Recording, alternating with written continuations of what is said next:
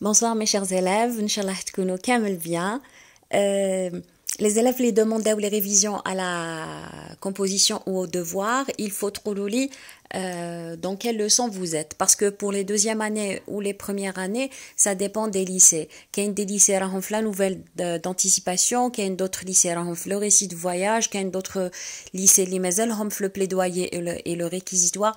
Donc, les perturbations. Donc, chaque lycée, donc, et je vous ferai la révision sans aucun problème, Inch'Allah, avant ce week-end. اليوم on va continuer la suite de la vidéo précédente. On va voir aujourd'hui l'expression de la cause.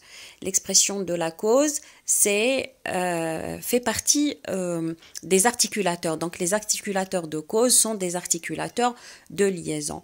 Ce cours concerne les premières années, les deuxièmes années et les terminales. Donc, qu'est-ce que c'est l'expression de la cause?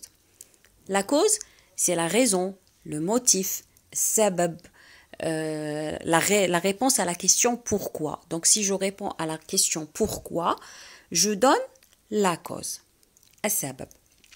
Alors l'expression de la cause est très utilisée dans l'argumentation parce que dans un texte argumentatif, on a besoin de donner les arguments, c'est-à-dire les raisons, c'est-à-dire les motifs, c'est-à-dire les causes. Alors pour exprimer c'est quoi la cause de telle réflexion ou de tel point de vue, j'ai besoin d'utiliser l'expression de la cause. Je vais donner des exemples très simples parce que je vise les élèves en difficulté ou là les élèves moyens. Donc je vais simplifier. Exemple, il révise parce qu'il a un examen. Alors quand je dis il révise parce qu'il a un examen, je peux poser la question suivante. Pourquoi révise-t-il? La réponse, c'est parce qu'il a un examen.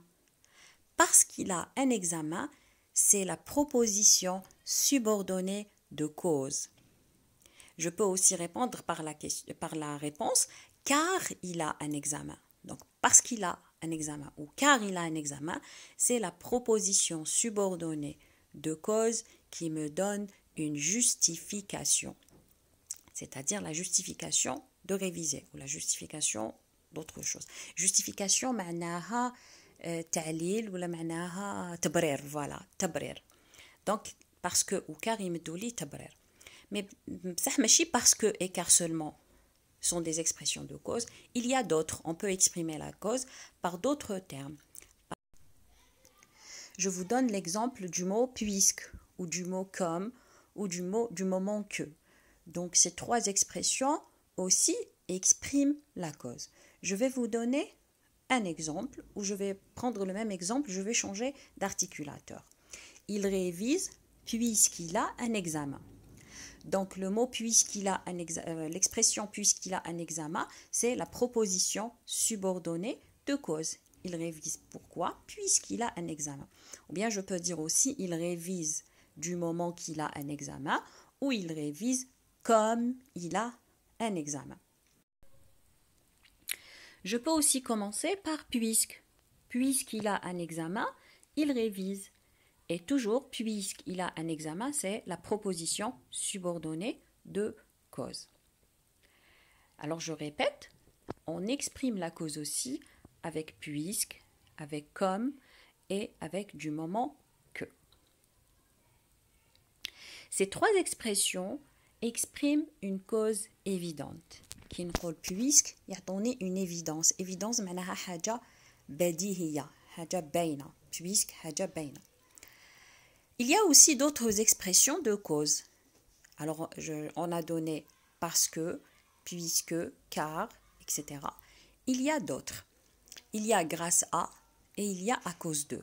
Mais dans ce cas-là, si je vais utiliser grâce à ou à cause de, je dois obligatoirement utiliser une phrase nominale juste après. Donc la proposition subordonnée de cause avec grâce à ou avec à cause de, لازم تكون une phrase nominale, c'est-à-dire ما كاش un verbe conjugué, qui juste un nom. Exemple, regardez, j'ai réussi grâce à mes efforts. Grâce à mes efforts, c'est une phrase nominale. ما فيهاش verbe. Grâce à mes efforts, c'est des noms. Mes efforts, c'est un nom. Alors, grâce à avance une cause positive. لازم تفهموا بلي grâce à me donne toujours une cause positive. وش معنى cause positive؟ معناها سبب مليح، سبب جيد. Donc, كي نقول على حاجة مليحة positive معناها c'est une bonne chose. Donc, réussir et les efforts, c'est une cause positive. Maintenant, si j'utilise à cause de, regardez l'exemple. Il a échoué à cause de sa paresse. Échoué معناها ما نجحش ولا paresse معناها الكسل. Donc ما نجحش بسبب كسله. Donc ici on avance une cause négative. Négative ça veut dire ماشي مليحة، حاجة ماشي مليحة، حاجة سالبة. Donc il a échoué à cause de. Donc à cause de avance une cause négative. Grâce à avance une cause positive. Et bien sûr, à cause de et grâce à sont toujours suivis par une phrase nominale. ما نلقاش un verbe conjugué ou une phrase فيها un verbe après à cause de ou bien après grâce à. Je vais récapituler. Pour exprimer la cause, j'utilise parce que, car, puisque, comme, avec une phrase verbale, à cause de, grâce à, en raison de, avec une phrase nominale. D'accord? Donc j'espère que vous avez compris. هذا وش فيها la cause et la conséquence. Donc elle est très simple. Et comme toujours, نقول لكم bon courage et bonne continuation et à la prochaine. Bien sûr, وإلا عجبتكم la vidéo ما تنساوش ديروا un j'aime, c'est très important pour moi. اللي مازال ما abonnaوش يابونيو et partagez هاد la vidéo مع vos camarades. Et merci.